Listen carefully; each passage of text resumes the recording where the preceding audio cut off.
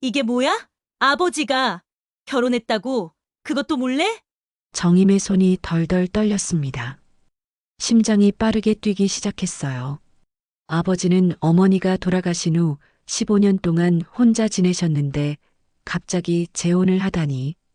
그것도 자식들에게 한마디 상의도 없이 말이에요.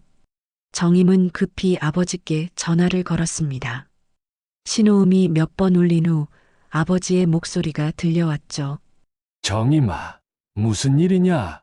아버지, 지금 당장 말씀해 주세요. 나옥순이라는 분이 누구예요? 전화기 너머로 긴 침묵이 흘렀습니다. 정임은 아버지가 당황하고 있다는 것을 느낄 수 있었어요. 아버지, 대답하세요. 혼인신고 확인서가 우리 집으로 왔어요. 그게 정임아. 그게 오늘 사연 시작하기 전에 무료 버튼인 구독과 좋아요 꼭 눌러주세요. 저희에게 큰 힘이 됩니다. 추석을 며칠 앞둔 서울의 아침은 유난히 분주했습니다. 지하철 2호선 강남역 근처 오피스텔에서 나온 김정임은 손목시계를 들여다보며 발걸음을 재촉했죠. 44살의 정임은 대기업 경리부에서 일하는 성실한 직장인이었습니다.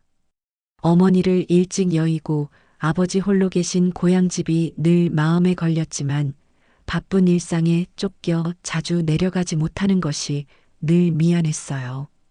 회사에서 추석 연휴 업무를 마무리하고 나서야 정임은 가방을 챙겨 들었습니다. 고속버스 터미널로 향하는 택시 안에서 정임은 아버지께 전화를 걸었죠. 아버지, 저 지금 가고 있어요. 저녁 같이 먹어요. 그래, 그래. 천천히 와라. 아버지가 맛있는 거 준비해 놓고 있으마. 전화기 너머로 들려오는 아버지의 목소리는 평소보다 한결 밝고 경쾌했습니다. 정임은 고개를 갸웃했어요. 언제부터인가 아버지의 목소리에서 외로움 같은 것이 묻어났었는데 오늘은 왠지 달랐거든요. 충청도 작은 도시까지는 버스로 3시간 남짓 걸렸습니다. 정임이 아버지 댁에 도착한 건 해질 무렵이었어요.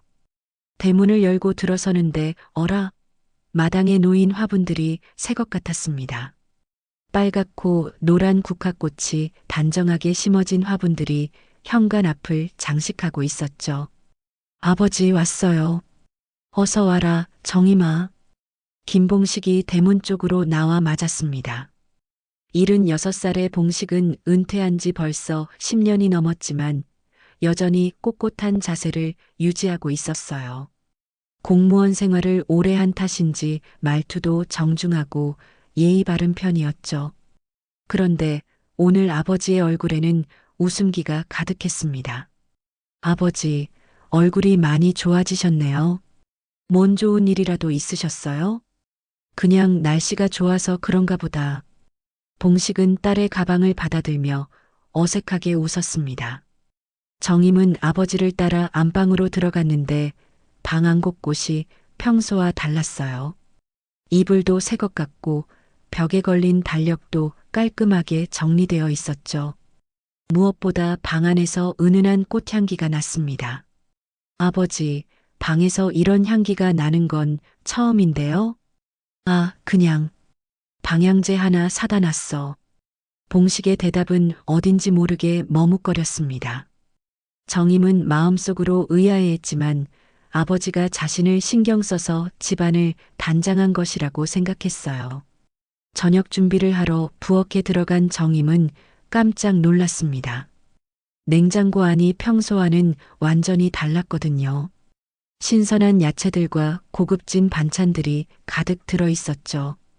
김치 냉장고를 열어보니 갓 담근 듯한 배추김치와 깍두기가 정갈하게 담겨 있었습니다.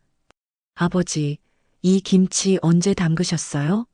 정말 맛있어 보이는데요.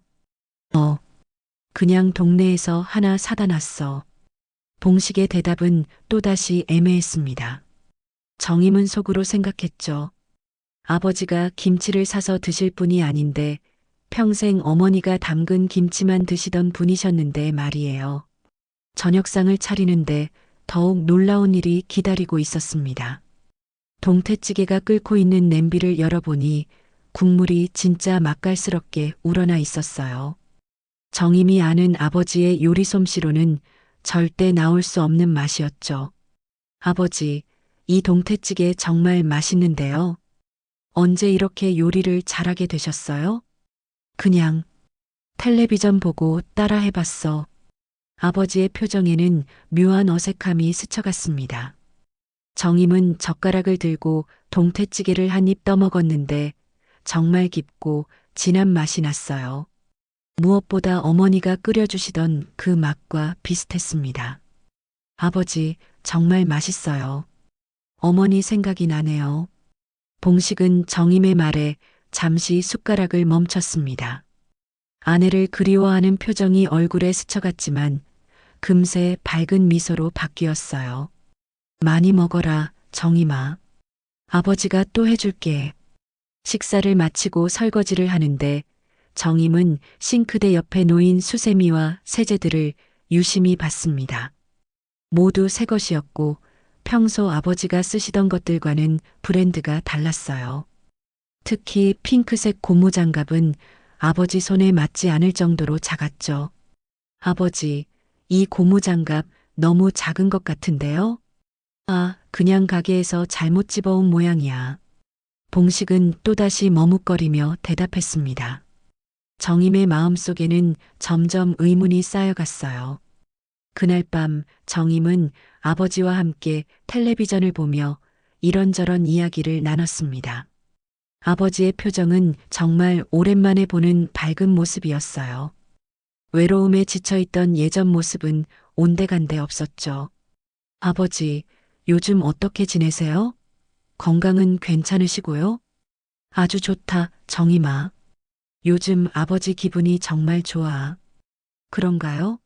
뭔가 달라 보이긴 해요. 봉식은 딸을 바라보며 잠시 말을 망설였습니다. 무언가 하고 싶은 말이 있는 듯 했지만 결국 입을 다물었어요. 이튿날 아침 정임은 일찍 일어나서 동네를 산책했습니다. 오랜만에 고향 공기를 마시니 기분이 상쾌했어요. 동네 슈퍼 앞을 지나가는데 아주머니 몇 분이 모여서 이야기를 나누고 있었죠. 봉식 씨 요즘 얼굴에 웃음이 많아졌더라. 그러게 말이야. 예전엔 그렇게 우울해 보이더니 누가 좀 돌봐주나 보지? 정임은 발걸음을 멈추고 귀를 기울였습니다.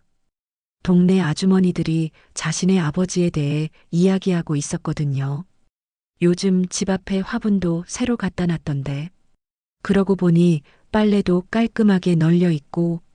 아주머니들의 대화를 들으며 정임의 마음속에는 더욱 큰 의문이 생겼습니다. 아버지에게 무슨 일이 일어나고 있는 걸까요? 서울로 돌아온 지 사흘이 지났을 때였습니다. 정임은 회사에서 업무를 마치고 집에 돌아와 우편함을 확인하고 있었어요.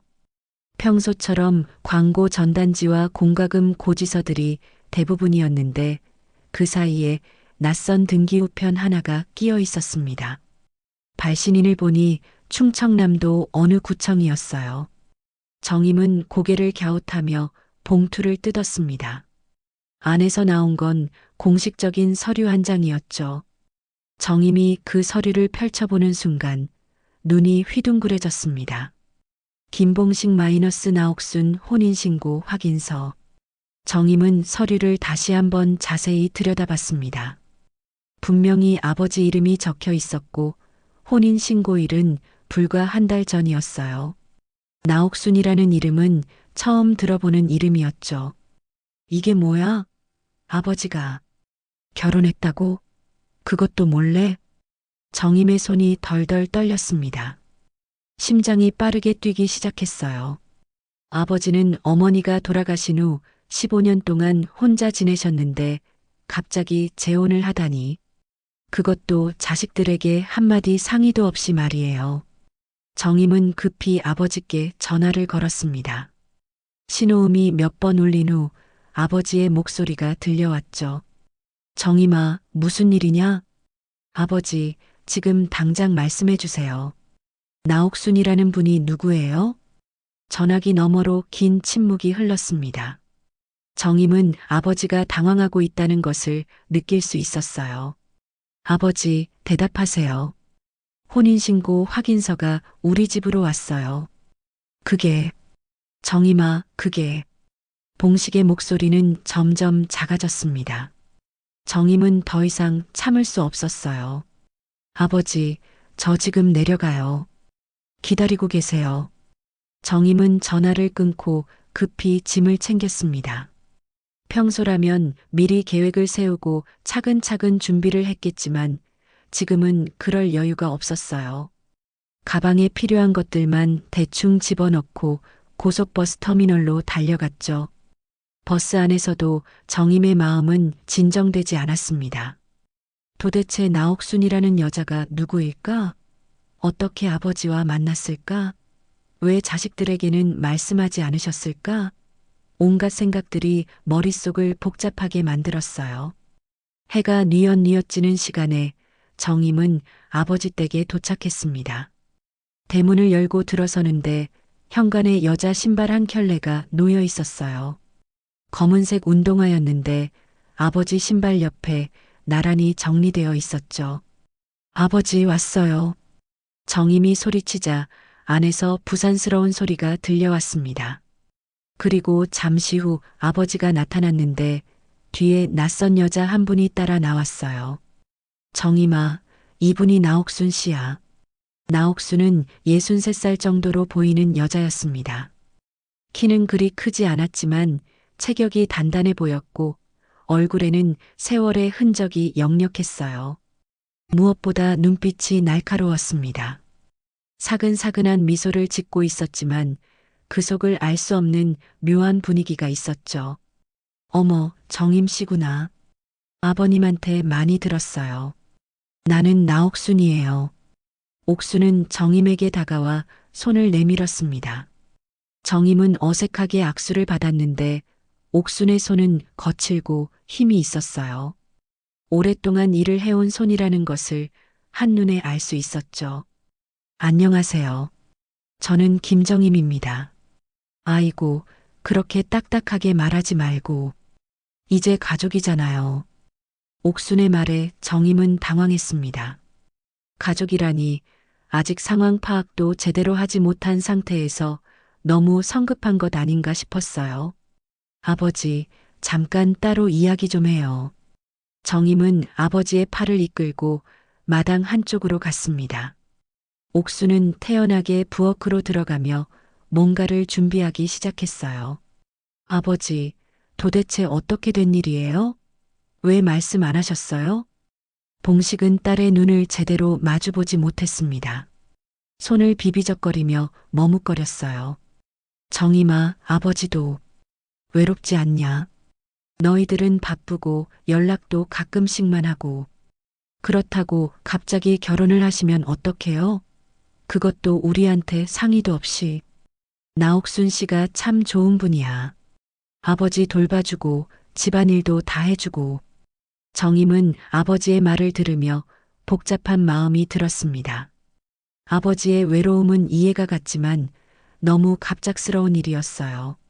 그분이 어떤 분이신데요? 어떻게 만나셨어요? 동네 목욕탕을 운영하시는 분이야. 우연히 알게 됐는데 참 따뜻한 분이더라. 그때 부엌에서 옥순의 목소리가 들려왔습니다. 아버님, 정임 씨, 저녁 준비됐어요. 두 사람은 부엌으로 들어갔습니다. 상차림은 정말 푸짐했어요. 갈비찜, 생선구이, 나물 반찬들이 정갈하게 차려져 있었죠.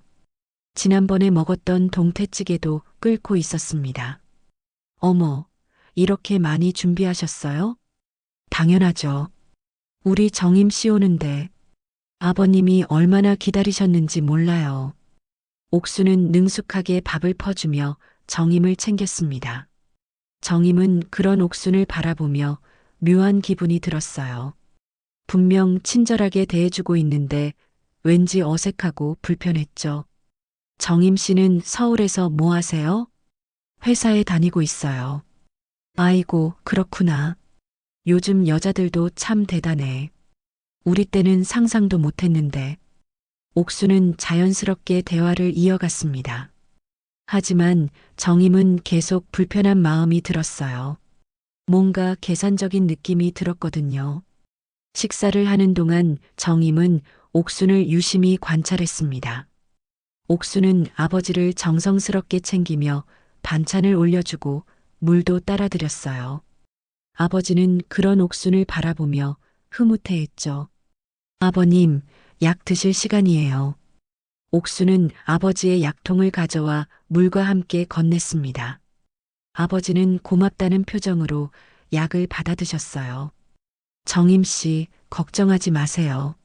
제가 아버님 잘 모실게요. 옥순의 말에 정임은 복잡한 표정을 지었습니다. 고마운 마음도 있었지만 왠지 모를 불안감도 함께 느껴졌어요. 저녁을 마치고 정임은 옥순에 대해 더 자세히 알아보려 했습니다.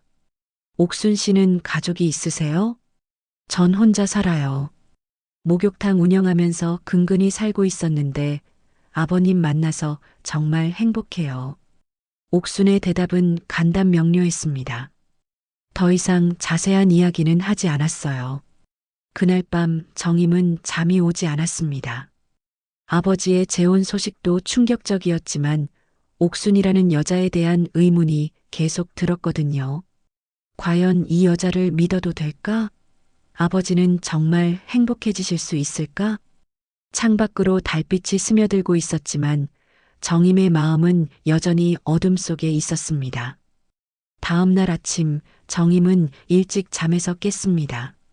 밤새 뒤척이느라 제대로 잠을 이루지 못했어요.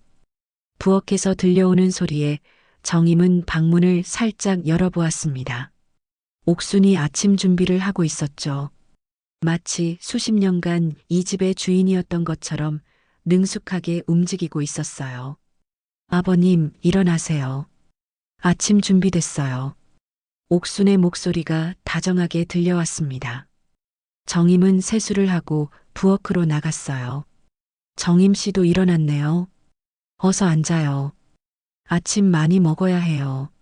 상에는 따뜻한 미역국과 여러 가지 반찬이 차려져 있었습니다.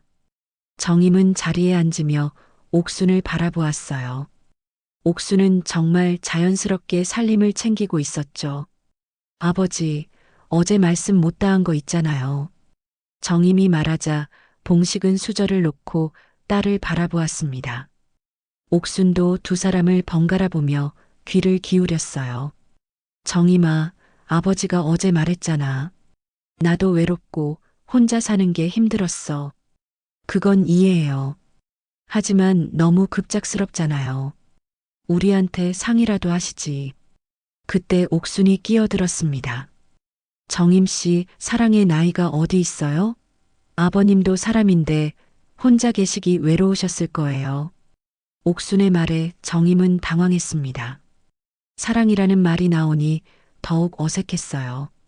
그렇다고 해도, 그리고 법적으로 난 이제 당신네 어머니야. 내 말 함부로 하지 마. 옥순의 말투가 갑자기 단호해졌습니다.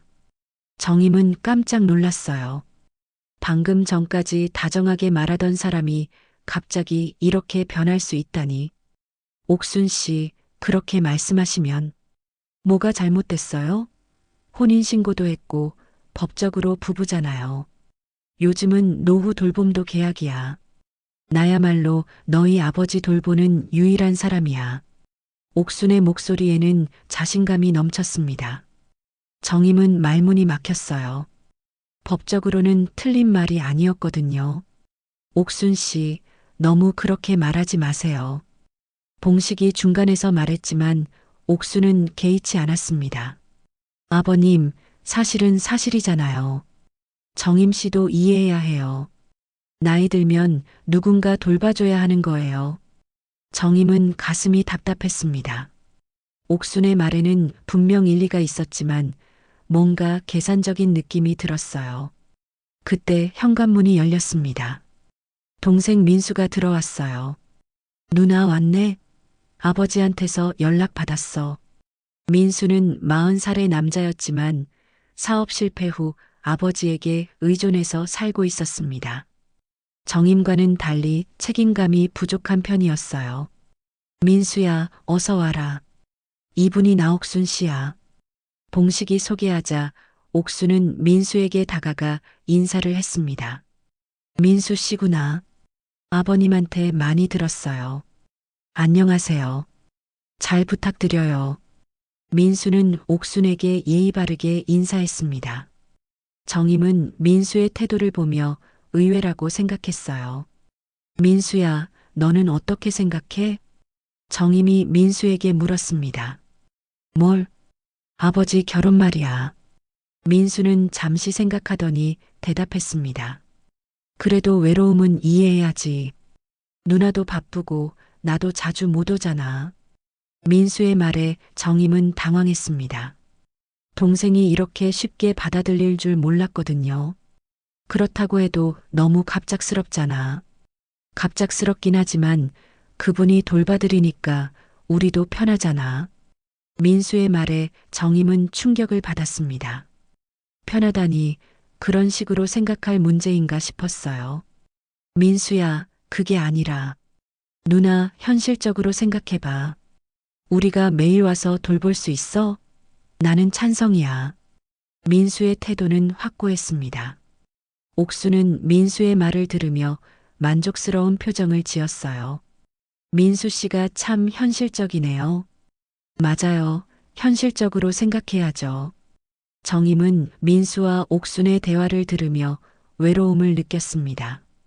자신만 반대하는 것 같았어요. 점심을 먹고 나서 정임은 민수와 따로 이야기를 나누려 했습니다. 민수야, 잠깐 밖에서 이야기하자. 두 사람은 마당으로 나갔습니다. 민수야, 너 정말 괜찮다고 생각해? 뭐가? 아버지 결혼 말이야. 너무 성급한 것 같지 않아? 민수는 담배를 꺼내 물었습니다. 누나, 솔직히 말할게. 나는 찬성이야. 그분이 아버지 돌봐주시면 우리는 편해지잖아. 편해진다고? 그게 중요한 게 아니라. 그럼 뭐가 중요해? 누나가 매일 와서 돌볼 거야? 나는 지금 상황이 어려워서 그것도 힘들고. 민수의 말에는 자신의 현실적인 어려움이 담겨 있었습니다. 그렇다고 해도 너무 모르는 사람이잖아.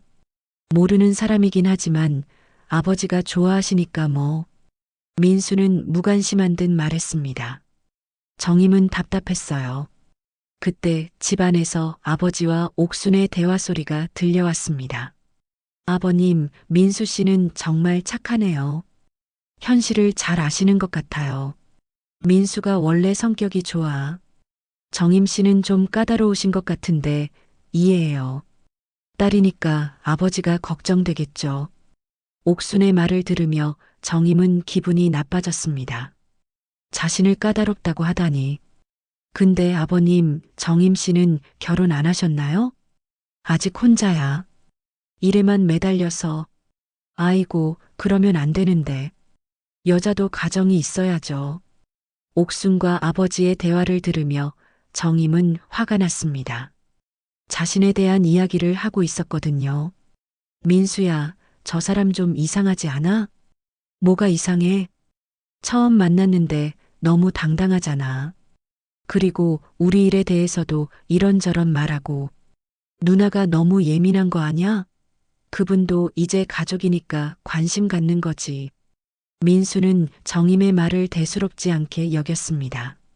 저녁 무렵 정임은 옥순과 단둘이 이야기할 기회가 있었습니다. 아버지와 민수가 밖에 나간 사이였어요. 옥순 씨, 솔직히 말씀해 주세요. 아버지와 어떻게 만나게 되신 거예요? 옥순은 정임을 바라보며 미소를 지었습니다. 궁금하시구나. 목욕탕에서 만났어요. 아버님이 자주 오셨거든요. 그래서요? 처음엔 그냥 손님이었는데 이야기하다 보니 외로워하시는 게 보였어요. 그래서 가끔 말동무도 해드리고 그렇게 해서 결혼까지? 사랑이라는 게 그런 거 아니에요? 서로 의지하다 보면 정이 들고. 옥순의 대답은 매끄러웠습니다. 하지만 정임은 뭔가 석연치 않았어요. 옥순 씨는 결혼 경험이 있으세요? 있죠. 하지만 오래전 일이에요. 자녀는 없어요. 옥수는 더 이상 자세한 이야기를 하지 않았습니다. 정임이 더 묻고 싶었지만 옥순의 표정이 딱딱해졌어요. 그날 밤 정임은 민수와 함께 아버지 방에서 이야기를 나누었습니다. 옥수는 부엌에서 설거지를 하고 있었어요. 아버지, 정말 행복하세요? 봉식은 딸의 질문에 잠시 망설였습니다. 그래, 정임아. 오랜만에 집에 사람 소리가 나니까 좋더라. 그렇다고 해도 너무 성급하셨어요. 정임아, 아버지도 나이가 있어. 언제까지 혼자 살 수는 없잖아. 민수가 끼어들었습니다. 누나, 아버지 말씀이 맞아. 현실적으로 생각해봐. 정임은 아버지와 민수의 말을 들으며 한숨을 쉬었습니다. 자신만 이상하게 생각하는 것 같았어요. 그때 부엌에서 옥순의 목소리가 들려왔습니다. 내일부터 아버님 병원 모시고 다녀야겠어요. 정기검진 받으셔야 하니까. 옥순은 이미 아버지의 건강까지 챙기려 하고 있었습니다. 정임은 복잡한 마음이 들었어요. 고마운 마음도 있었지만 왠지 모를 불안감도 함께 느껴졌죠. 밤이 깊어가면서 정임의 마음속에는 의문이 더욱 커져갔습니다. 과연 옥순을 믿어도 될까? 아버지는 정말 올바른 선택을 한 걸까? 서울로 돌아온 정임은 마음이 편치 않았습니다. 며칠이 지나도 옥순에 대한 의문이 계속 머릿속을 맴돌았어요. 회사에서 일을 하다가도 자꾸 아버지 생각이 났죠. 정말 괜찮으실까? 옥순이라는 여자를 믿어도 될까? 금요일 저녁 정임은 다시 고향으로 내려갔습니다. 이번에는 좀 더 자세히 알아보고 싶었어요. 아버지 댁에 도착하니 옥순이 현관에서 맞았습니다. 어머, 정임 씨 또 왔네요. 아버님이 얼마나 기다리셨는지 몰라요. 옥순의 인사는 여전히 다정했지만 정임은 왠지 어색함을 느꼈어요. 아버지 어디 계세요? 동네 통장님하고 마실 나가셨어요. 곧 오실 거예요. 정임은 집안을 둘러보았습니다. 지난번보다 더 많은 것들이 바뀌어 있었어요. 거실 소파에는 새로운 방석이 놓여 있었고 벽에는 옥순의 물건들로 보이는 액자들이 걸려 있었죠. 옥순 씨, 이 액자들은 언제 걸으신 거예요? 아, 그냥 집안 분위기 좀 바꿔보려고요. 아버님도 좋아하시더라고요. 옥순은 자연스럽게 대답했지만 정임은 불편했습니다. 어머니의 흔적들이 하나씩 사라져가는 것 같았거든요. 저녁 무렵 아버지가 돌아왔습니다. 얼굴이 약간 붉어진 걸 보니 술을 드신 것 같았어요. 정임아, 왔구나. 통장님이랑 막걸리 한 잔 했다. 아버지, 술 많이 드시면 안 돼요. 괜찮다, 괜찮아. 기분 좋은 날이니까. 봉식은 기분이 좋아 보였습니다. 정임은 아버지와 이야기할 좋은 기회라고 생각했어요. 아버지, 통장님이 뭐라고 하시던가요? 옥순 씨 이야기를 하시더라. 어떤 이야기요? 봉식은 잠시 망설이더니 입을 열었습니다. 그냥 좋은 분 만나서 다행이라고 하시더라. 정임은 아버지의 표정에서 뭔가 숨기는 것이 있다는 느낌을 받았습니다. 아버지, 통장님이 정말 그렇게만 말씀하셨어요? 정임아, 왜 자꾸 그런 걸 묻니? 봉식이 당황하는 모습을 보니 정임은 확신이 들었어요. 분명 다른 이야기가 있을 거라고. 이튿날 오후 정임은 혼자 동네를 둘러보기로 했습니다. 옥순에 대해 더 알아보고 싶었거든요. 마을 입구에 있는 작은 슈퍼에 들렀습니다. 어머, 봉식 씨 따님이지? 오랜만이네. 슈퍼 사장 아주머니가 반갑게 인사했습니다. 안녕하세요. 잘 지내셨어요? 그럼 잘 지내지. 그런데 아버님이 요즘 참 좋아 보이시더라. 그런가요? 정임은 기회를 놓치지 않고 물어봤습니다. 옥순 씨라는 분 아세요? 슈퍼 사장 아주머니의 표정이 미묘하게 변했습니다. 아, 목욕탕 하는 그 아줌마. 알지, 알고 말고. 어떤 분이세요? 아주머니는 주위를 둘러보더니 목소리를 낮췄습니다. 그 사람 말이야. 좀 복잡해. 복잡하다고요? 예전에 남편이 있었는데 재산 문제로 싸우고 갈라섰다더라. 그때 소문이 좀 났었어. 정임의 심장이 빨라지기 시작했습니다. 어떤 소문이요? 남편 재산을 노렸다는 소문이지. 물론 확실한 건 아니지만. 아주머니의 말에 정임은 충격을 받았습니다. 그리고 구청에서 기초생활수급자였다가 탈락했다는 이야기도 있고. 왜 탈락했나요? 재산이 생겼다고 해서.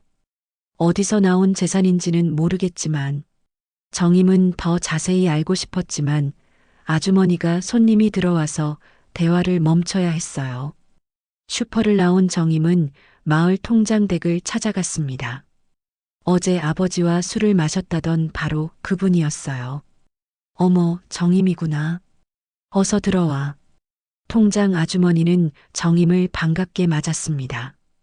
통장님, 어제 아버지랑 이야기하셨다면서요? 그럼 했지. 오랜만에 막걸리도 한잔하고. 혹시 옥순 씨 이야기 나왔나요? 통장 아주머니의 표정이 심각해졌습니다. 정임아, 앉아라. 이야기할 게 있어. 정임은 긴장하며 자리에 앉았습니다. 사실 어제 아버님한테 조심하라고 말씀드렸어. 왜요? 그 옥순이라는 사람 말이야. 이번이 처음이 아니야. 통장 아주머니는 목소리를 낮추며 계속했습니다. 몇 년 전에도 동네 장판집 사장하고 비슷한 일이 있었어. 혼인신고하고 얼마 안 있다가 재산 분쟁으로 헤어졌다더라. 정임은 온몸에 소름이 돋았습니다. 정말요? 그때도 지금이랑 똑같았어. 처음엔 잘해주다가 나중에는 재산 이야기만 하고. 그럼 아버지한테 말씀하셨어요? 그럼 했지. 근데 아버님이 안 믿으시더라. 옥순 씨가 그런 사람 아니라고. 정임은 답답했습니다. 아버지가 왜 그런 이야기를 믿지 않으실까? 통장님, 혹시 다른 증거 같은 건 없나요? 글쎄, 확실한 증거는 없지만 이상한 게 많아. 통장 아주머니는 잠시 생각하더니 말했습니다. 요즘 옥순이가 자꾸 아버님 통장 일 묻더라고. 통장 일을? 은행에서 대출받는 방법이나 부동산 명의 변경하는 일 같은 거. 정임은 깜짝 놀랐습니다. 그런 걸 왜 물어봐요? 그러게 말이야. 이상하지 않냐? 정임은 집으로 돌아가면서 온갖 생각이 들었습니다. 혹시 옥순이 정말 아버지의 재산을 노리고 있는 건 아닐까? 집에 도착하니 옥순이 아버지와 함께 서류를 보고 있었습니다. 아버님, 이 서류에 도장만 찍으시면 돼요. 이게 뭐 하는 서류지? 그냥 은행 업무 때문에 필요한 거예요. 정임은 몰래 다가가서 서류를 봤습니다. 그런데 그 서류는 대출 신청서였어요. 잠깐만요. 그 서류 뭐예요? 정임이 끼어들자 옥수는 당황한 표정을 지었습니다. 아, 정임 씨. 그냥 간단한 서류예요. 대출 신청서 같은데요? 그게 목욕탕 보수 공사 때문에 필요해서요. 옥순의 대답은 어색했습니다. 정임은 의심스러웠어요. 아버지, 왜 아버지 명의로 대출을 받으세요? 그게 옥순 씨가 신용이 좀 안 좋다고 해서. 봉식도 어색하게 대답했습니다. 정임은 화가 났어요. 아버지, 그러시면 안 되죠. 함부로 대출 받으시면 어떡해요? 정임 씨, 너무 걱정하지 말아요. 내가 책임질게요. 옥순이 끼어들었지만 정임은 납득할 수 없었습니다. 옥순 씨, 왜 아버지한테 그런 걸 부탁하세요? 가족이니까 당연한 거 아닌가요? 옥순의 말에 정임은 더욱 화가 났습니다. 그날 밤 정임은 아버지와 진지한 대화를 나눴습니다. 아버지, 통장님이 뭐라고 하시던가요? 정말로. 봉식은 한참을 망설이더니 입을 열었습니다. 옥순 씨 조심하라고 하시더라. 왜요? 예전에도 비슷한 일이 있었다고. 아버지도 알고 계셨던 거였어요. 정임은 답답했습니다. 그럼 왜 안 들으세요? 정임아, 아버지도 혼란스러워. 옥순 씨가 나쁜 사람 같지는 않은데. 아버지, 너무 위험해요. 더 알아봐야겠어요. 정임은 결심했습니다. 옥순에 대해서 더 자세히 조사해 보기로요. 아버지를 지켜야 했으니까요. 밤이 깊어가면서 정임의 마음속에는 불안감이 더욱 커져갔습니다. 과연 옥순의 진짜 목적은 무엇일까? 아버지는 안전할까? 서울로 돌아온 정임은 더 이상 가만히 있을 수 없었습니다. 주말을 이용해서 옥순에 대해 본격적으로 조사하기 시작했어요. 인터넷으로 공개된 법원 판결문을 검색해보고 지인들을 통해 개인 신용정보도 알아봤습니다. 월요일 오후 정임은 민수에게 전화를 걸었습니다. 민수야, 지금 시간 있어? 중요한 이야기가 있어. 뭔데? 무슨 일이야? 옥순 씨에 대해서 알아봤는데 심각한 문제가 있어. 전화기 너머로 민수의 한숨소리가 들려왔습니다. 누나, 또 그런 이야기야? 너무 의심 많이 하는 거 아니야? 아니야, 민수야. 이번엔 정말 심각해. 당장 만나자. 정임의 간절한 목소리에 민수는 마지못해 만나기로 했어요.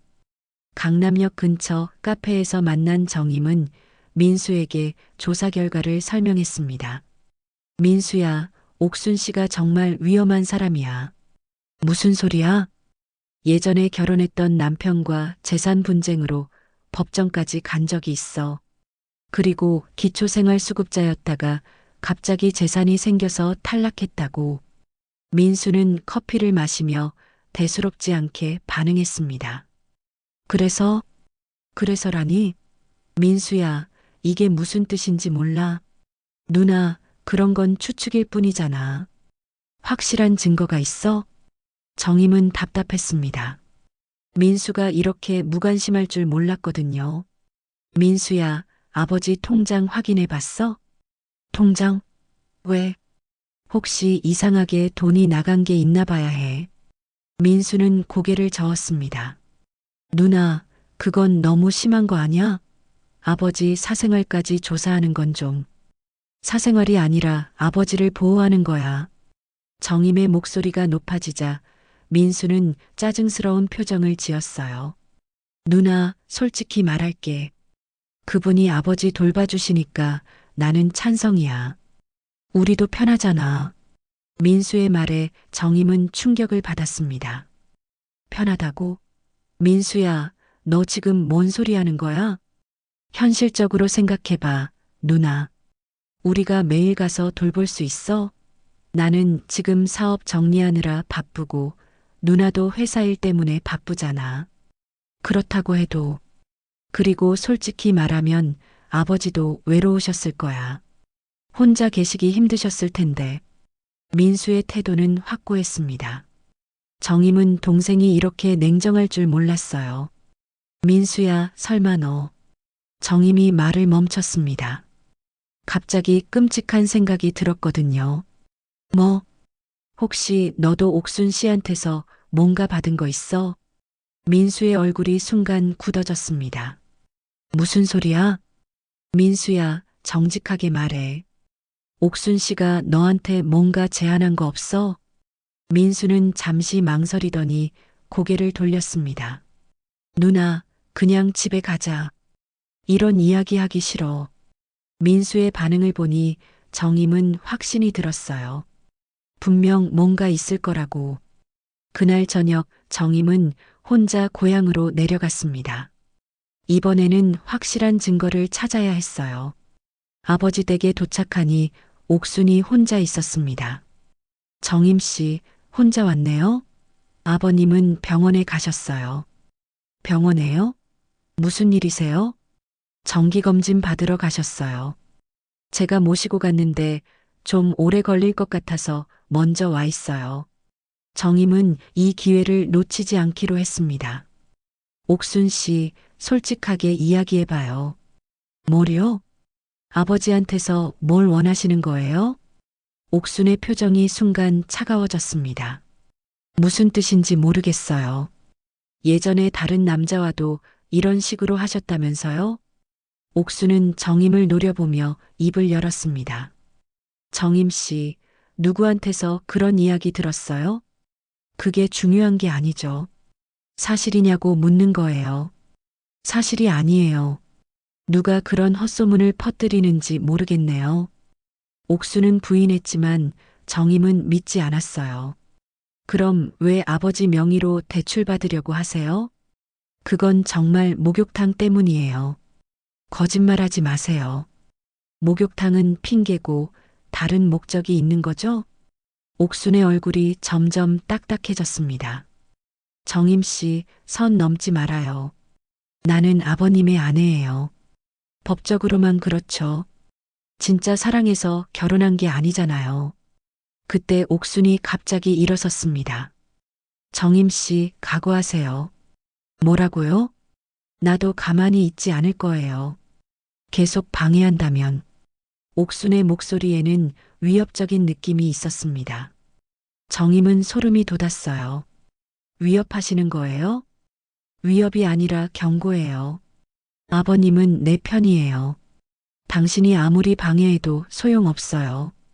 옥수는 말을 마치고 부엌으로 들어갔습니다. 정임은 혼자 거실에 남겨졌어요. 잠시 후 아버지가 돌아왔습니다. 정임아, 언제 왔니? 아버지, 병원에서 뭐라고 하시던가요? 별일 없다고 하더라. 건강하다고. 봉식은 피곤해 보였습니다. 정임은 아버지와 단둘이 이야기하고 싶었어요. 아버지, 잠깐 밖에서 이야기해요. 두 사람은 마당으로 나갔습니다. 아버지, 옥순 씨 때문에 힘드시죠? 뭔 소리냐? 솔직하게 말씀하세요. 혹시 억지로 하시는 일 있으세요? 봉식은 잠시 망설이더니 한숨을 쉬었습니다. 정임아, 아버지도 헷갈려. 뭐가요? 옥순 씨가 가끔 이상한 이야기를 해. 어떤 이야기요? 집 명의를 바꾸자고 하기도 하고 예금도 합치자고 하고. 정임은 깜짝 놀랐습니다. 아버지, 그런 건 절대 안 돼요. 나도 그렇게 생각해서 거절했어. 그럼 옥순 씨가 뭐라고 하시던가요? 화를 내더라. 가족인데 왜 그러냐고. 정임은 옥순의 진짜 모습을 알 것 같았어요. 아버지, 이제라도 늦지 않았어요. 헤어지세요. 정임아, 그게 쉽지 않아. 왜요? 봉식은 어디선가 서류 뭉치를 꺼냈습니다. 이미 이런저런 서류에 도장을 찍었어. 정임이 서류를 보니 대출 신청서와 보증서들이었어요. 아버지, 언제 이런 걸 하셨어요? 옥순 씨가 급하다고 해서. 정임은 심각성을 깨달았습니다. 이미 늦었을지도 모른다는 생각이 들었어요. 그때 민수가 나타났습니다. 누나, 여기 있었네. 민수야, 너 왜 왔어? 옥순 씨가 전화했어. 누나가 이상한 소리 한다고. 정임은 민수를 바라보며 실망스러운 마음이 들었습니다. 민수야, 너 정말 옥순 씨 편이야? 민수는 대답하지 않았습니다. 하지만 침묵이 답이었어요. 그날 밤 정임은 잠들지 못했습니다. 아버지를 구해야 하는데 방법을 찾지 못하겠었어요. 옥수는 이미 여러 가지 준비를 다 해놓은 것 같았고 민수마저 편을 들고 있었죠. 정임은 결심했습니다. 혼자서라도 아버지를 지켜내겠다고. 정임은 더 이상 혼자 해결할 수 없다는 것을 깨달았습니다. 서울로 돌아온 다음 날 강남에 있는 법무법인을 찾아갔어요. 변호사와 상담을 받기 위해서였죠. 변호사님, 아버지가 사기 결혼에 당하신 것 같아요. 50대 초반의 여성 변호사는 정임의 이야기를 차근차근 들었습니다. 정임은 지금까지 알아낸 모든 것을 자세히 설명했어요. 혼인 무효 소송을 하려면 명확한 증거가 필요합니다. 지금 말씀하신 내용만으로는 부족해요. 그럼 어떻게 해야 하나요? 재산상 피해가 실제로 발생했거나 사기 목적의 혼인이라는 명확한 증거를 찾아야 합니다. 예를 들어 녹음이나 문서, 증인 진술 같은 것들이요. 변호사의 말을 들으며 정임은 답답했습니다. 시간이 얼마나 걸려요? 증거를 모으는 데 따라 다르지만 보통 몇 개월은 걸립니다. 그리고 상대방이 적극적으로 반박할 경우 더 오래 걸릴 수도 있어요. 정임은 그렇게 오래 기다릴 수 없었어요. 그 사이에 아버지한테 무슨 일이 일어날지 모르니까요.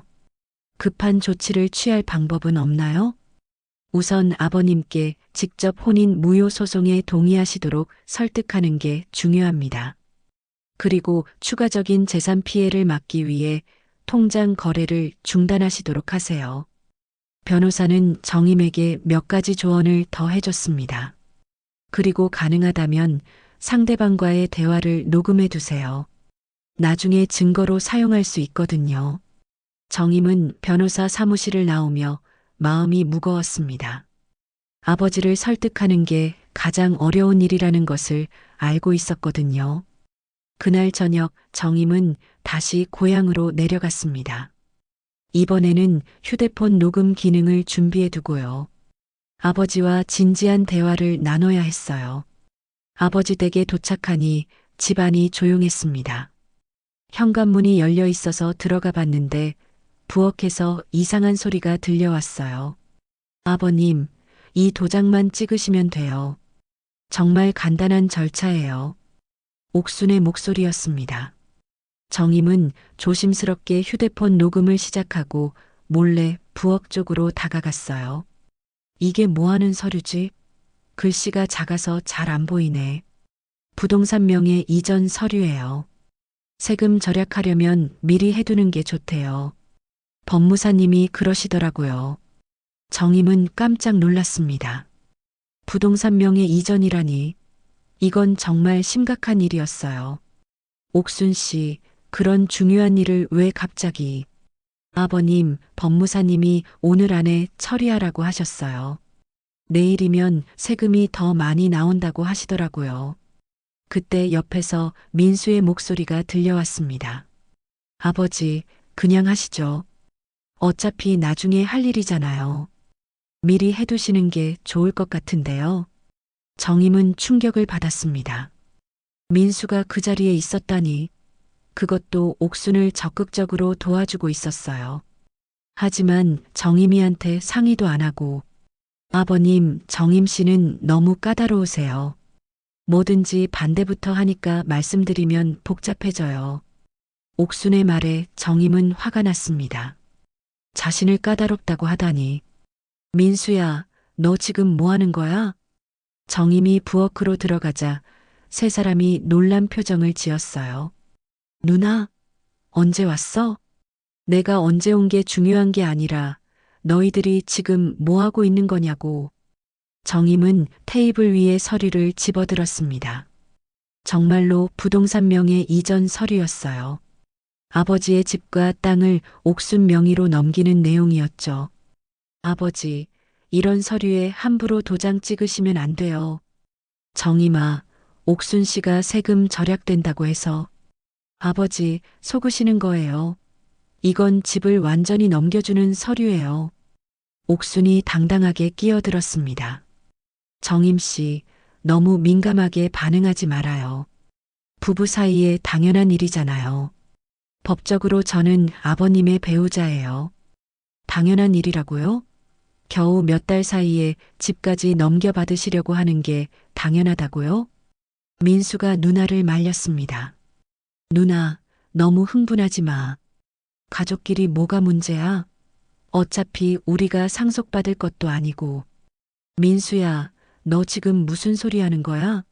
어차피 우리가 상속받을 것도 아니라니? 정임은 민수를 바라보며 분노했습니다. 혹시 너도 여기서 뭔가 받기로 한 거야? 옥순 씨가 너한테 뭔가 약속한 거 있지? 민수의 얼굴이 붉어졌습니다. 그게 뭔 상관이야? 누나는 왜 자꾸 의심만 해? 역시 그렇구나. 민수야, 너 어떻게 이럴 수 있어? 우리 아버지한테 이런 짓을? 옥순이 상황을 정리하려 했습니다. 정임 씨, 이제 그만해요. 민수 씨는 현실을 아는 사람이에요. 아버님도 나이가 많으시니까 미리미리 정리해 두시는 게 좋다고 생각하시는 거죠. 현실을 안다고요? 아버지 재산을 나눠 먹으려는 게 현실이라고요? 나눠 먹는 게 아니라 관리하는 거예요. 아버님 혼자서는 힘드시잖아요.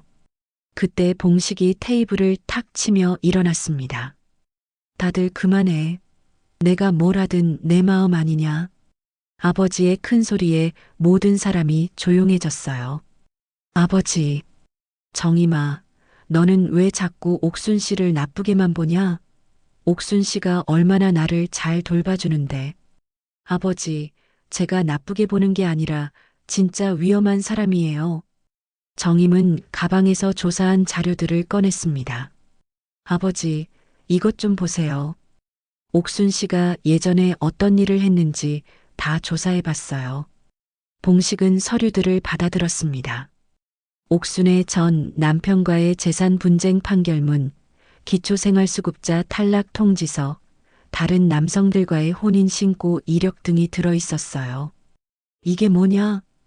옥순 씨가 예전 남편한테도 똑같은 짓을 했다는 증거예요. 그리고 다른 남자들한테도 마찬가지였고요. 옥순의 얼굴이 창백해졌습니다. 그건 오해예요. 그 사람들이 저를 이용한 거예요. 오해라고요? 법원 판결문까지 오해라고 하시는 거예요? 여기 보세요. 사기 혐의로 고소당한 기록도 있어요. 봉식은 서류를 자세히 읽어보기 시작했습니다. 읽을수록 얼굴이 점점 굳어졌어요. 옥순 씨, 이게 다 사실이냐? 옥순은 한참을 망설이더니 눈물을 흘리며 입을 열었습니다. 아버님, 그건 진짜 오해였어요. 전 남편들이 저를 모함한 거예요. 저는 그냥 외로워서 사랑을 찾은 것뿐이에요. 그럼 이 기초생활수급자 서류는 뭐냐? 재산이 없다고 신고해놓고 어떻게 갑자기 돈이 생긴 거냐? 그건 그때 정말 어려웠어요. 살기 위해서 어쩔 수 없었던 거예요. 봉식의 눈에 실망감과 분노가 동시에 스쳐갔습니다. 옥순 씨, 왜 이런 중요한 이야기를 안 했냐? 나를 속인 거냐? 말하면 아버님이 오해하실까 봐서요. 저는 정말 아버님을 사랑해요. 정임이 끼어들었습니다. 아버지, 이제 아시겠죠? 옥순 씨가 어떤 사람인지. 사랑이 아니라 돈이 목적이었던 거예요.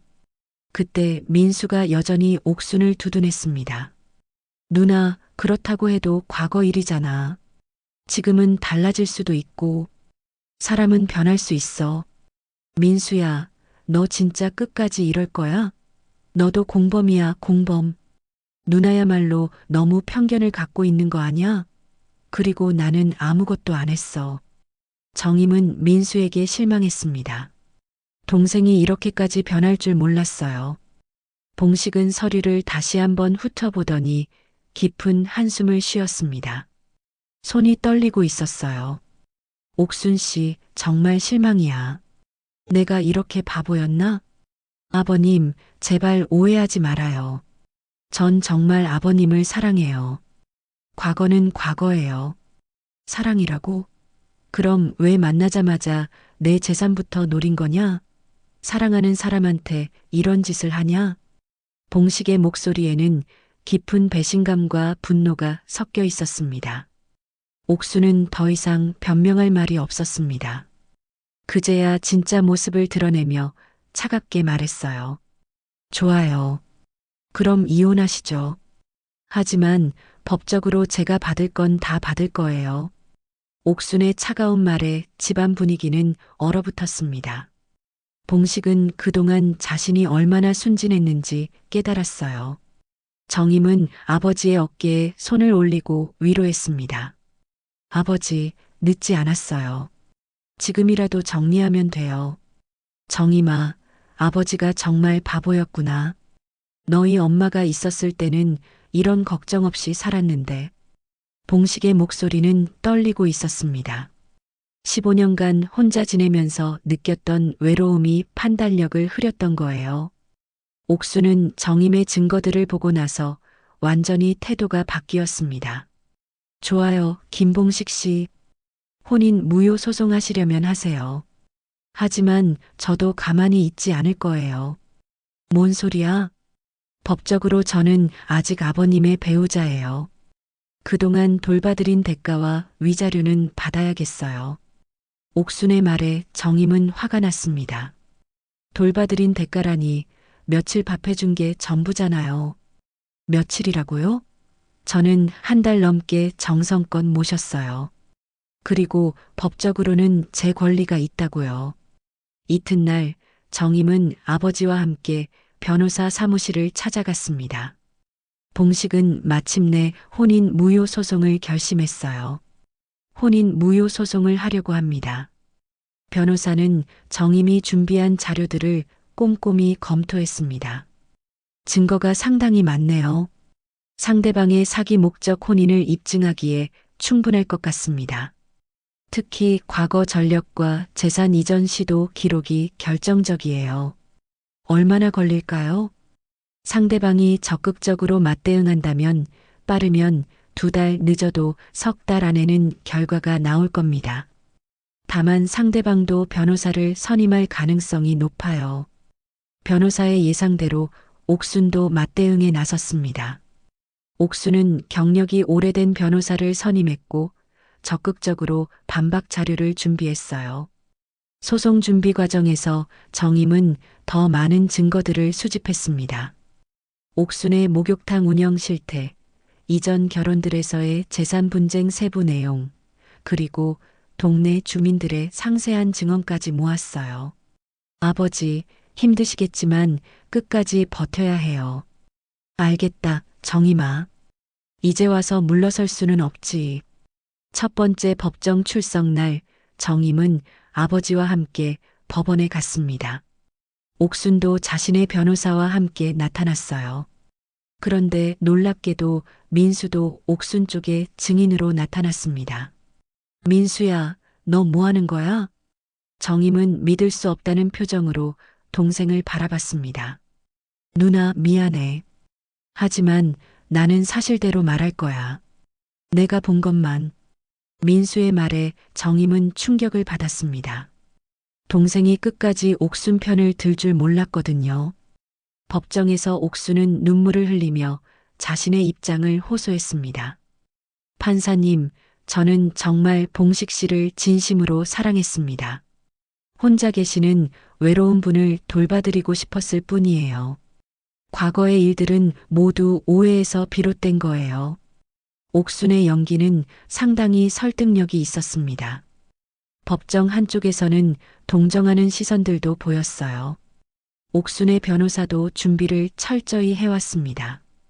판사님, 제 의뢰인은 선량한 의도로 혼인한 것입니다. 상대방이 제시한 과거의 일들은 모두 일방적인 주장일 뿐이며 법적으로 확정된 것은 하나도 없습니다. 하지만 정임의 변호사는 차근차근 준비한 증거들을 제시했습니다. 판사님, 피고는 과거에도 동일한 방식으로 여러 남성들과 혼인한 후 재산상 이익을 취했습니다. 이는 단순한 우연이 아닙니다. 법정에는 통장 거래 내역, 부동산 이전 시도 정황, 동네 주민들의 증언서, 그리고 옥순의 과거 법정 기록들이 증거로 제출되었어요. 특히 이 통장 거래 내역을 보시면 혼인신고 직후부터 원고 명의의 계좌에서 피고 명의로 상당한 금액이 정기적으로 이전된 것을 확인할 수 있습니다. 판사는 증거들을 자세히 검토했습니다. 옥순의 얼굴은 점점 굳어졌어요. 그리고 이 부동산 명의 이전 서류를 보시면 피고가 혼인 2달 만에 원고의 전 재산을 자신 명의로 이전하려 했음을 알 수 있습니다. 그때 민수가 증인석에 섰습니다. 정임은 가슴이 철렁했어요. 민수 씨, 아버님과 피고의 관계를 어떻게 보셨나요? 옥순의 변호사가 질문했습니다. 처음에는 아버지가 행복해 하시는 것 같았습니다. 오랫동안 혼자 계셨는데 누군가 돌봐주니까 좋아하셨어요. 민수의 대답은 애매했습니다. 정임은 속이 타들어가는 심정으로 동생을 바라봤어요. 그럼 피고가 아버님의 재산을 노렸다고 생각하시나요? 민수는 한참을 망설이더니 고개를 숙였습니다. 그건 잘 모르겠습니다. 확실하지 않은 일은 말씀드릴 수 없어요. 정임의 변호사가 반대 신문에 나섰습니다. 민수 씨, 피고가 당신에게 어떤 제안을 한 적이 있습니까? 민수는 당황했습니다. 그건 특별한 건 없었습니다. 정직하게 답변하십시오. 위증죄는 무거운 처벌을 받습니다. 변호사의 강한 어조에 민수는 결국 입을 열었습니다. 옥순 씨가 나중에 아버지 재산이 정리되면 제게도 일부를 주겠다고 말한 적이 있습니다. 법정이 술렁였습니다. 옥순의 얼굴이 창백해졌어요. 언제, 어떤 상황에서 그런 약속을 했습니까? 한 달 전쯤 부동산 명의 이전 서류를 준비할 때였습니다. 제가 도와주면 나중에 감사 표시를 하겠다고 했어요. 민수의 증언은 옥순에게 치명적이었습니다. 정임은 안도의 한숨을 쉬었어요. 판사는 추가 질문을 했습니다. 피고는 원고의 재산에 대해 구체적으로 어떤 관심을 보였습니까? 민수가 떨리는 목소리로 대답했습니다. 부동산 명의 이전, 통장 합치기, 대출받기 같은 이야기를 거의 매일 했습니다. 그리고 아버지가 거절하시면 화를 내기도 했어요. 옥수는 변호사에게 뭔가 속삭였지만 이미 상황은 돌이킬 수 없이 기울어져 있었어요. 두 번째 법정에서는 동네 주민들이 증인으로 나섰습니다. 옥순 씨가 예전에도 비슷한 일을 했다는 소문이 동네에 파다했어요. 마을 통장이 증언했습니다. 목욕탕 운영도 제대로 안 되는 상황에서 갑자기 봉식 씨에게 접근했어요. 처음부터 수상했다고 생각했습니다. 슈퍼 사장도 증언했습니다. 옥순 씨가 봉식 씨 재산 규모를 자꾸 물어봤어요. 집값이 얼마나 되는지, 예금이 얼마나 있는지 말이에요. 주민들의 증언은 일관되게 옥순에게 불리했습니다. 마지막 변론에서 정임의 변호사는 강력하게 주장했습니다. 피고의 행위는 명백한 사기 목적의 혼인입니다. 과거 전력, 재산상 이익 추구, 그리고 증인들의 일관된 증언이 이를 명확히 뒷받침합니다. 옥순의 변호사는 마지막까지 변명했습니다. 제 의뢰인은 진정한 사랑으로 혼인했습니다. 재산에 관심을 보인 것은 부부로서 미래를 계획하는 당연한 일입니다. 하지만 판사의 심증은 이미 완전히 기울어져 있었어요. 최종 판결일 법정은 긴장감으로 가득했습니다. 봉식과 정임은 손을 꼭 잡고 앉아 있었어요. 옥수는 변호사 옆에서 초조하게 기다리고 있었죠. 피고의 진술은 여러 객관적 증거들과 모순되며 혼인의 진정성이 전혀 인정되지 않습니다.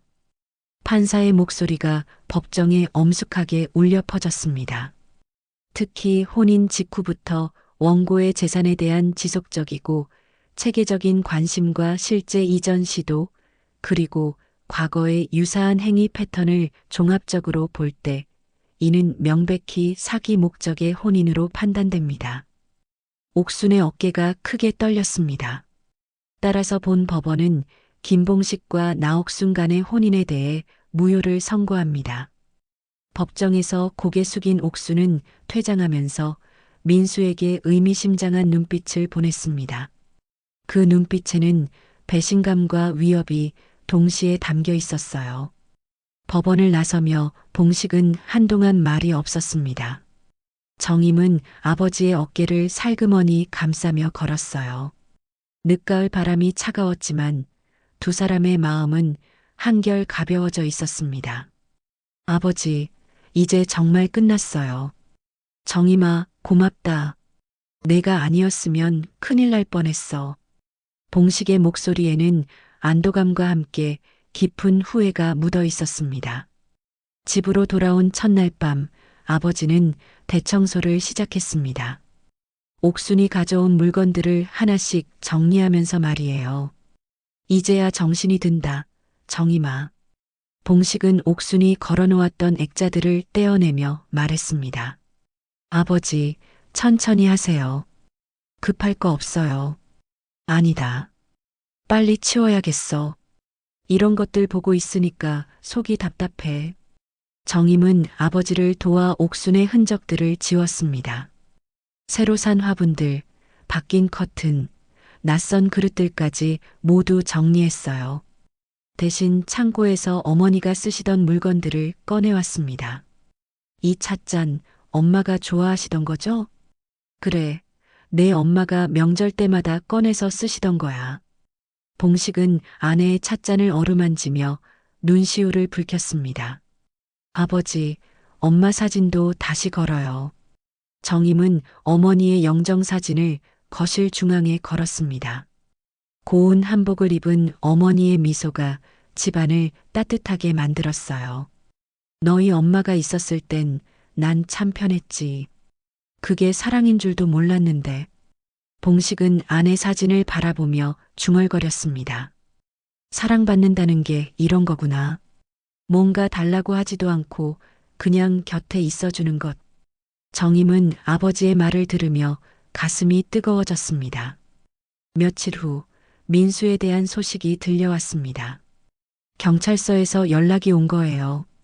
김정임 씨 동생분이 피의자 조사를 받고 있습니다. 어떤 혐의인가요? 사기 공모 혐의입니다. 나옥순과 함께 아버님을 속이려 했다는 것이죠. 정임은 복잡한 마음이 들었습니다. 민수가 잘못한 것은 분명하지만 여전히 가족이었거든요. 처벌이 어떻게 될까요? 아직 확실하지 않습니다. 다만 피해 규모나 역할 정도에 따라 달라질 것 같습니다. 정임은 아버지께 이 소식을 전해야 할지 고민했습니다. 하지만 숨길 수는 없는 일이었어요. 아버지, 민수 이야기인데요. 봉식은 정임의 말을 듣고 깊은 한숨을 쉬었습니다. 그래, 그럴 줄 알았어. 민수가 요즘 어떻게 행동했는지 다 봤으니까. 아버지, 어떻게 하시겠어요? 일단 기다려보자. 민수도 내 아들이니까. 봉식의 말에는 실망감과 함께 아직 남아있는 부정이 느껴졌습니다. 일주일 후 민수가 집을 찾아왔습니다. 얼굴이 많이 야위어 있었어요. 아버지, 죄송합니다. 민수는 아버지 앞에 무릎을 꿇고 고개를 숙였습니다. 민수야, 일어나라. 아버지, 정말 잘못했습니다. 제가 정신이 나갔었어요. 민수의 목소리는 떨리고 있었습니다. 정임은 그런 동생을 보며 안타까웠어요. 민수야, 왜 그랬니? 우리가 가족이잖아. 누나, 미안해. 내가 너무 절망적이었어. 사업 실패하고 빚에 쪼들리고. 민수는 눈물을 흘리며 말했습니다. 옥순 씨가 나중에 도와주겠다고 했을 때 정말 간절했어. 그래서 판단력을 잃었나 봐. 봉식은 아들을 바라보며 복잡한 표정을 지었습니다. 민수야, 아버지도 외로워서 판단을 잘못했어. 너만 탓할 수는 없지. 아버지. 하지만 가족끼리 속이면 안 되는 거야. 그게 제일 잘못된 거고. 민수는 고개를 끄덕였습니다. 앞으로 어떻게 할 거냐? 경찰 조사는 계속 받아야 하지만 피해가 실제로 발생하지 않아서 처벌은 가벼울 것 같아요. 그게 문제가 아니라 앞으로 어떻게 살 거냐는 거야. 봉식의 질문에 민수는 잠시 생각했습니다. 다시 시작하고 싶어요. 이번 일로 정말 많이 깨달았거든요. 그럼 일단 집을 나가거라. 봉식의 말에 민수는 놀랐습니다. 아버지, 미안하지만 아버지도 시간이 필요해. 너를 다시 믿을 시간 말이야. 정임도 아버지의 결정에 놀랐지만 이해할 수 있었습니다. 민수야, 아버지 마음 이해해. 시간이 지나면 괜찮아질 거야. 민수는 결국 집을 떠났습니다. 떠나면서 마지막으로 아버지께 인사했어요. 아버지, 제가 진짜 사람이 되면 다시 올게요. 그 후 한 달 동안 정임은 주말마다 아버지를 찾아갔습니다. 아버지는 조금씩 예전 모습을 되찾아가고 있었어요. 정임아, 이제 혼자서도 괜찮아. 정말요? 응, 옥순이를 겪고 나니까 혼자 사는 게 훨씬 편해. 봉식은 웃으며 말했습니다. 사람은 외롭다고 아무나랑 살면 안 되는구나. 혼자 있어도 마음이 편한 게 더 좋아. 어느 날 저녁 정임은 아버지와 함께 옛 앨범을 펼쳐보고 있었습니다. 이 사진 보세요, 아버지. 엄마가 정말 예쁘죠? 앨범 속에는 고운 한복을 입은 어머니의 사진이 있었습니다. 젊은 시절의 어머니는 정말 아름다웠어요. 내 엄마는 참 좋은 사람이었어. 한 번도 나한테 뭘 달라고 한 적이 없었지. 엄마는 원래 그런 분이셨죠. 옥순 씨랑 비교하니까 더 그런 생각이 들어. 진짜 사랑이 뭔지 이제야 알겠다. 정임은 아버지의 손을 꼭 잡았습니다. 아버지, 이제 정말 안심이에요. 정임아, 너도 고생 많았어. 아버지 때문에. 무슨 말씀이세요? 당연한 일한 거죠. 두 사람은 앨범을 보며 어머니 이야기를 나눴습니다. 어머니의 요리 솜씨, 자상했던 성격, 가족을 위해 희생했던 일들까지. 엄마가 만들어주신 동태찌개가 그리워요. 나도 그래. 옥순 씨가 끓여준 것과는 완전히 달랐어. 어떻게 달랐는데요? 내 엄마 것은 정성이 들어가 있었어. 맛뿐만 아니라 마음까지 따뜻해졌거든. 그날 밤 정임은 오랜만에 아버지 댁에서 잠을 잤습니다. 어린 시절 자주 누웠던 방에서 말이에요. 새벽에 일어나 보니 아버지가 부엌에서 아침 준비를 하고 계셨습니다. 아버지, 제가 할게요. 괜찮다, 아버지가 할 줄 아니까. 봉식은 능숙하게 미역국을 끓이고 있었습니다. 언제 요리를 이렇게 잘하게 되셨어요? 혼자 지내다 보니까 배우게 됐지. 이제는 웬만한 건 다 해먹을 수 있어. 상을 차려놓고 함께 아침을 먹으며 정임은 생각했습니다. 아버지가 정말 많이 강해지셨다고. 아버지, 민수는 언제쯤 용서하실 거예요? 글쎄, 민수가 진짜로 달라지면 그때 생각해보지. 연락은 가끔 하시죠? 응, 어쩌겠어. 내 아들인데. 봉식의 말에는 여전히 아들에 대한 사랑이 남아 있었습니다. 식사를 마치고 정임이 서울로 돌아갈 준비를 하는데 아버지가 말했습니다. 정임아, 이제 너무 자주 오지 마라. 네. 아버지 걱정 말고 너도 내 생활해. 이제는 정말 괜찮으니까. 정임은 아버지의 말을 들으며 뭉클했습니다. 정말로 아버지가 강해지신 것 같았어요. 그래도 가끔은 올게요. 그래, 가끔씩만 와라. 명절 때나. 마지막으로 어머니 사진 앞에 인사를 드리고 정임은 집을 나섰습니다. 대문을 나서며 뒤돌아보니 아버지가 손을 흔들고 계셨어요. 버스 안에서 정임은 생각했습니다. 이번 일로 가족의 소중함을 다시 깨달았다고. 그리고 진짜 사랑이 무엇인지도 알게 되었다고. 창밖으로 지나가는 풍경을 보며 정임은 미소를 지었습니다. 힘들었던 시간이 끝나고 이제 정말로 평화가 찾아온 것 같았어요. 집에 도착한 봉식은 거실에 앉아 아내 사진을 바라봤습니다.